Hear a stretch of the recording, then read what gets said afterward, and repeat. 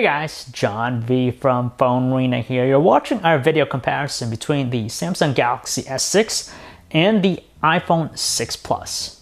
People have fallen in love with gigantic smartphones. So that's evident because the iPhone 6 Plus continues to be a hot seller for Apple, but Samsung is hoping that its new flagship smartphone, the S6, is going to compete in the same level, if not a higher degree than its rival.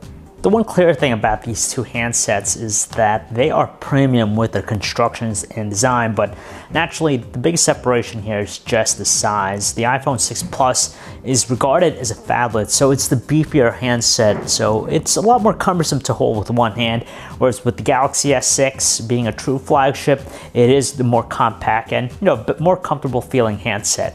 Now, in terms of durability, we'd say the iPhone 6 Plus's aluminum body would handle falls a lot better than the fragileness that you have with the Gorilla Glass 4 surfaces of the Galaxy S6. But there's that nice attraction because of the way light bounces and reflects off the surfaces. So we have, very premium designs that we like, and it's just a matter of size preference. Now, they both offer fingerprint sensors incorporated into their home buttons. Same implementation, so they're pretty easy to use, but the Galaxy S6 benefits from having just a wider set of features. So they include things like the IR blaster, which allows it to turn into universal remote. Built-in wireless charging. You even have the heart rate sensor in the back to measure your pulse. So those are just things that give it a little bit more feature set. The displays are crisp and beautiful looking on both. We really can't complain. It's again a matter of size. You have a 5.1-inch Quad HD Super AMOLED display in the Galaxy S6 versus the larger 5.5-inch 1080p Retina display of the iPhone 6 Plus, and uses an IPS LCD technology. Now, there are advantages with both. The iPhone 6 Plus is marginally stronger at its brightness output, but Samsung has improved the brightness output of its technology, and it's pretty much on par when you have it outdoors in the sun.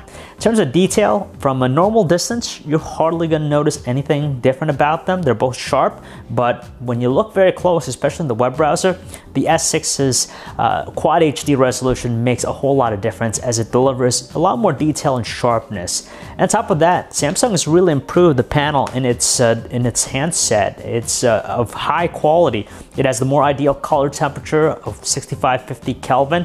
It's even more color accurate, and like I said, it pretty much almost matches the iPhone 6's brightness output, the 6 Plus's brightness output. So there's a lot of stuff going on with the display here.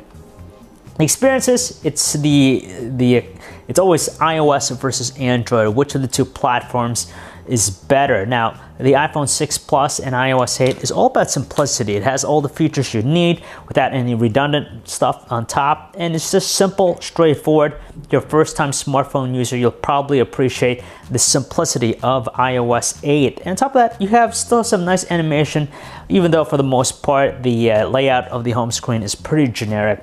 In contrast though, the S6 with its latest TouchWiz UI on top of Android 5.0 Lollipop receives, a new look, a more toned down approach, both from the visuals and feature set. And the nice thing about it is that it has a higher degree of personalization, just because you also have now themes you could download and install to, modify the look of the UI.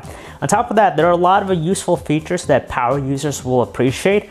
For example, you have multi-window for true multitasking. You have even a one-handed operation mode and a host of other gestures you can use. They're not really enabled by default, but in settings you can. So it just has a wider set. Now, power users will appreciate it, but if you're more about just the straightforward approach, stick with iOS 8. Performance-wise, the two are super snappy and fast, very fluid with basic tasks. Opening up applications, getting back to the home screen, surfing the web, not a problem with these two. On top of that, they excel also with gaming. The S6 is powered by an octa-core 64-bit base Exynos chip from Samsung's camp, while the iPhone 6 Plus uses Apple's very own dual-core 64-bit base A8 chip. And when it comes to gaming, both are pretty much on par to one another. You could use them. It's just a matter of just real estate, of course, whether you want the larger screen or the slightly smaller one. In the back, we have their cameras. You have a 16 megapixel f1.9 aperture lens with the S6, versus the 8 megapixel f2.2 aperture lens in the iPhone 6 Plus. Now, no doubt both handsets are equipped for taking photos and videos, and you're not going to be disappointed. They take amazing looking photos, especially when there's a lot of lighting. Now, the main difference here is that with the S6, you're generally going to get more detail from its camera, so you have a little bit more flexibility in terms of cropping photos afterwards without losing too much detail. The iPhone 6 Plus still takes great photos, but you don't have as much of versatility in that regard. The two also excel in lower lighting conditions. You know, no doubt not going to have too many compromises with the results, but again, the S6 just seems to capture a little bit more detail, and the shots tend to be a little bit brighter looking than its rival, mainly because of the wider aperture, which allows it to absorb more light in the scenery.